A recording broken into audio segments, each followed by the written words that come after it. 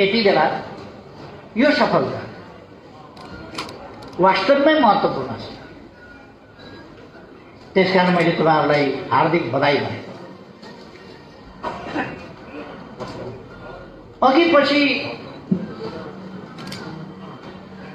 सजिला बेलामा ठुला गफ गर्नेहरू धेरै भेटिन्छ। सजिला बेलामा त थुप्रै बात बहादुरहरू भेटिन्छ, तर अप्ठ्यारो बेलामा काम बहादुरहरू चाहिन्छ।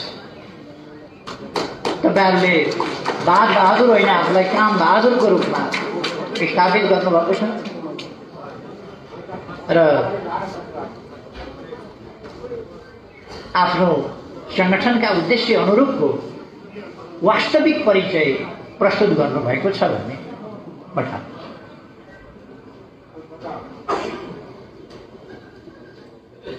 तपाईहरुले कर्मचारी संगठनका आवश्यकता, कर्मचारीहरूले आधिकारिक ट्रेड युनियन मार्फत खेल्नुपर्ने भूमिका, त्यो भूमिकालाई कसरी प्रभावकारी बनाउन सकिन्छ आजको आवश्यकता अनुसार, तपाईहरुको संगठनको उद्देश्य अनुसार कसरी प्रभावकारी बनाउन सकिन्छ भनेर तपाईहरुले जुन प्रतिनिधित्वको व्यवस्था गर्नुभएको छ त्यो धेरै महत्त्वपूर्ण छ। म तपाईहरुलाई त्यसका निम्ति पनि बधाई भन्न चाहन्छु। संगठनले जो साथीहरूलाई छानेर त्यहाँ पठाउनु भएको छ, कति 10 जना कति पठाउनु पर्छ, 11 10 जना नयाँ सबै साथीहरूलाई म बधाई भन्न चाहन्छु। अहिले पुनर्गठित ढङ्गले जब तपाईहरु आयोजक समितिमा परिणत हुनुभयो, आयोजक समितिमा पदाधिकारीदेखि लिएर सम्पूर्ण आयोजक समितिका सदस्यहरू तपाईहरुले अत्यन्त महत्त्वपूर्ण जिम्मेवारी पाउनु भएको छ। यस चुनौतीपूर्ण घडी चुनौतीपूर्ण छ।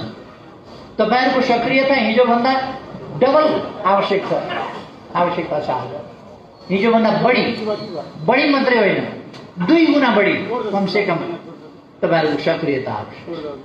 आज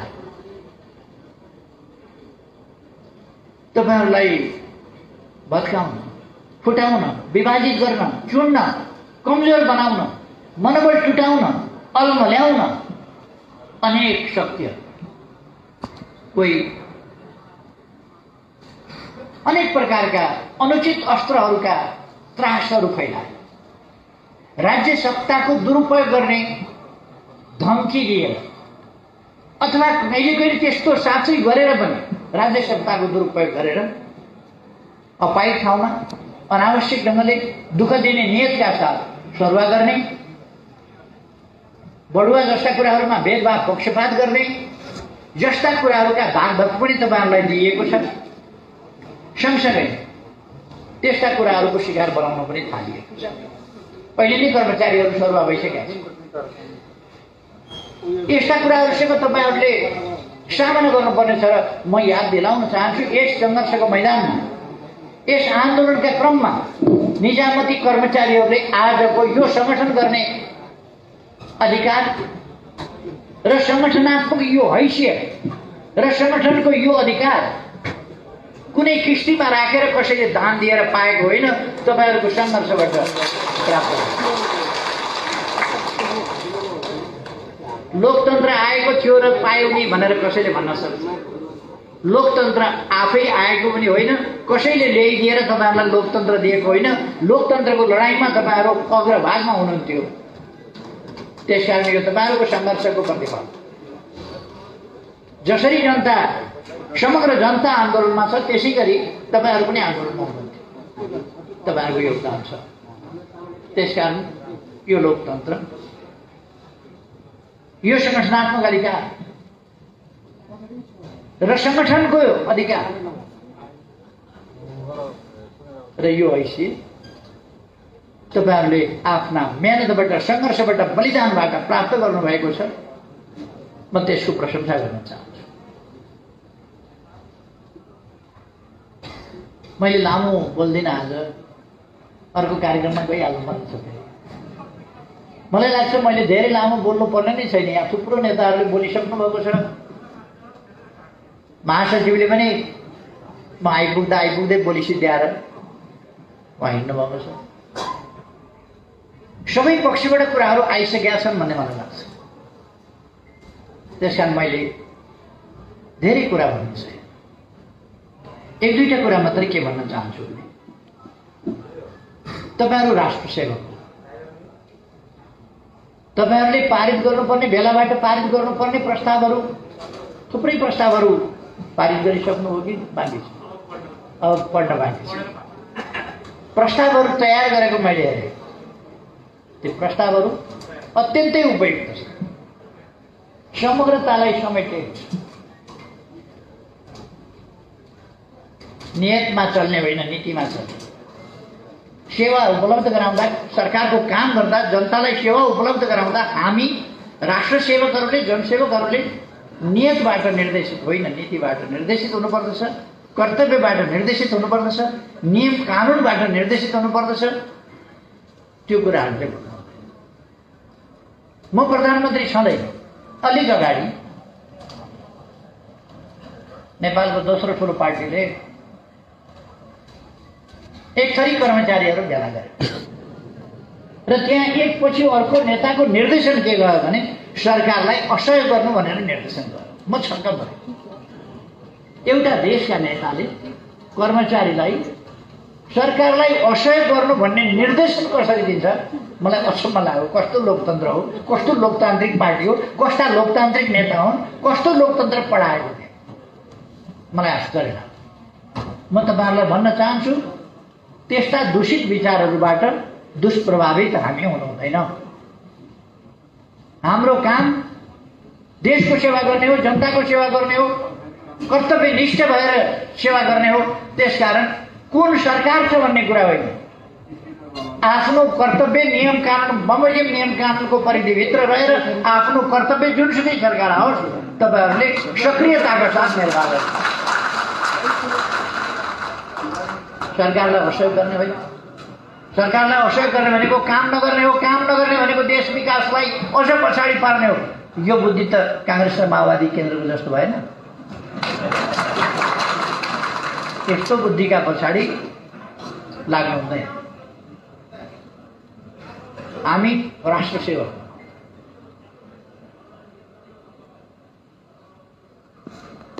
तपाईँहरू आफूलाई राष्ट्र सेवक भन्नुहुन्छ र राष्ट्र सेवकको हैसियतले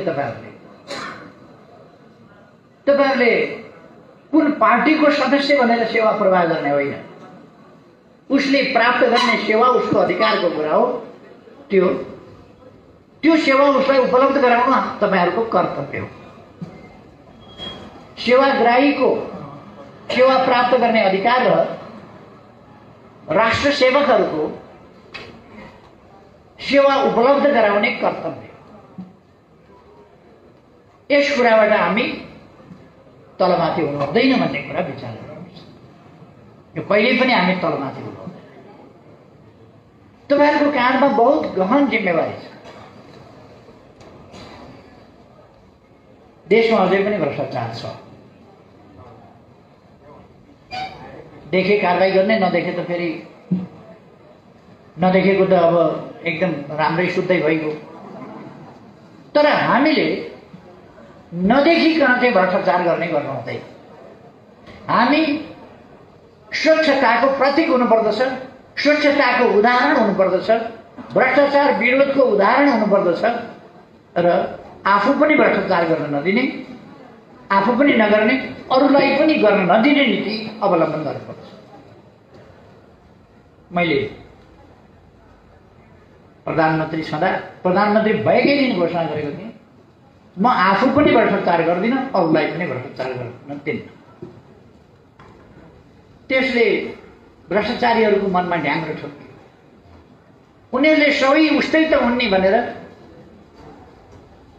कहिले के नाममा उछालेको छ, कहिले के नाममा उछालेको छ, हिलो छापेको छ, यस प्रकारका दुष्प्रचारहरू सबै उस्तै त हुन् नि।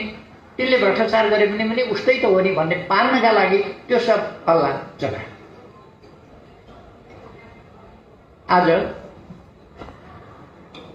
आज देखिन थालेको छ सोझै सेटिङमा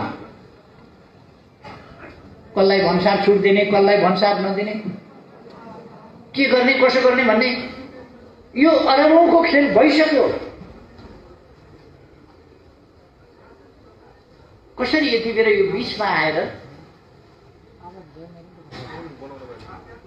करका दरहरू यत्रो ठुलो ढङ्गले देशलाई अरबौंको मात्र होइन यो खरबौंको तल माथि पर्ने गरी कसरी हेर्छ? सबै सेटिङ होइन भन्न सकिने ठाउँ छैन। मान्छेहरू खुलेआम भनिराखेका छन्, यो सेटिङको सञ्चार माध्यमले लेखिराखेका छ, बोलिराखेका छ, सेटिङ भयो भएन भन्ने ठाउँ छ। म राष्ट्र सेवक कर्मचारी मित्रहरूलाई तपाईहरुलाई भन्न चाहन्छु, खास गरी निजामती नेपाल निजामती कर्मचारी संगठन क्लिननेसको स्वच्छताको प्रतीक संगठन हुनुपर्छ। कसैले घुस खुवाउन खोज्यो भने पनि खान्न भन्ने हिम्मत गर्नुपर्छ। तपाईहरु मलाई सरकारले तनखा दिएको छ, म त्यो तनखामा काम गर्छु, म कमिसन एजेन्ट होइन, म भ्रष्टाचारी होइन, म भ्रष्ट होइन र भ्रष्टाचार गर्दिन भनेर तपाईहरुले भन्नुपर्छ। सरकारलाई भ्रष्टाचार गर्न नदिनका निम्ति रखबारी पनि गर्नुपर्छ।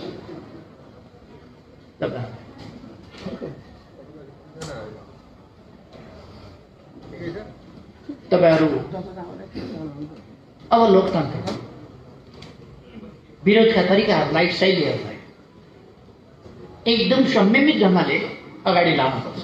यो सरकार अत्यन्तै अन्यायपूर्ण ढङ्गले, दमनकारी ढङ्गले उत्रिन थालेको छ। यो सहज ढङ्गले बनेको स्वाभाविक बाटोबाट आएको सरकार होइन। यो जनताबाट निर्वाचित भएर आएको सरकार होइन। यो देशको सबभन्दा ठुलो पार्टी, देशको सबभन्दा प्रगतिशील पार्टी, अग्रगामी पार्टी, संविधान बनाउन भूमिका खेल्ने पार्टी, अग्रणी भूमिका खेल्ने पार्टी, संविधान बनेपछि त्यसलाई कार्यान्वयन गर्न संरचनागत, नीतिगत, कानुनी सबै आधारहरू तयार गर्ने पार्टी, विकासको लहर सिर्जना गर्ने पार्टी, पुनर्निर्माणका काममा अत्यन्तै तीव्र वेगले अगाडि बढाउने पार्टी, यस्तो पार्टी यसलाई ढाल्नका निम्ति अहिले कुनै सहज प्रक्रिया भएको छ? भन्नुस् त, पाँच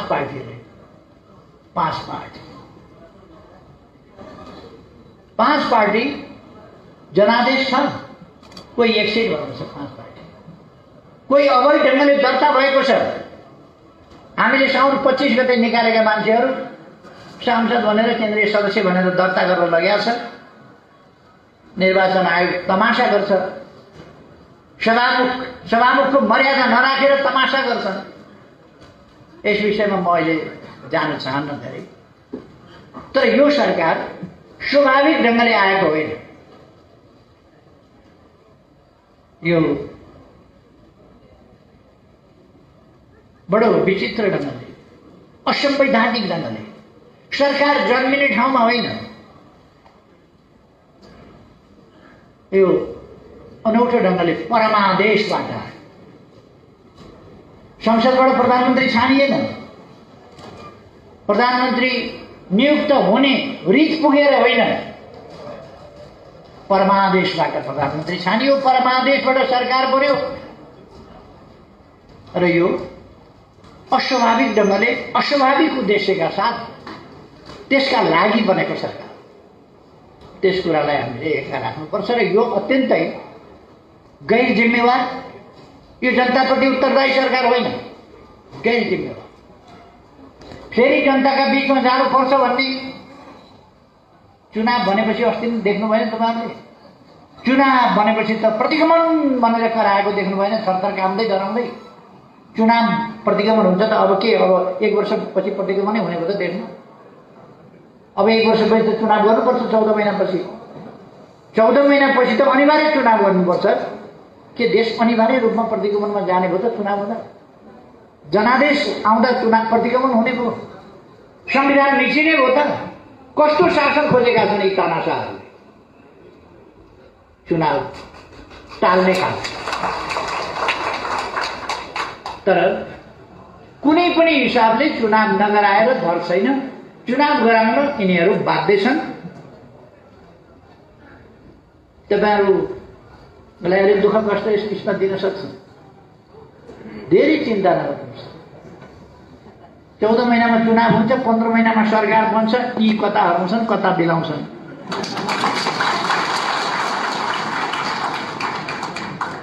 यी फ्रिजबाट निकालिएका आइसका डल्ला हुन्।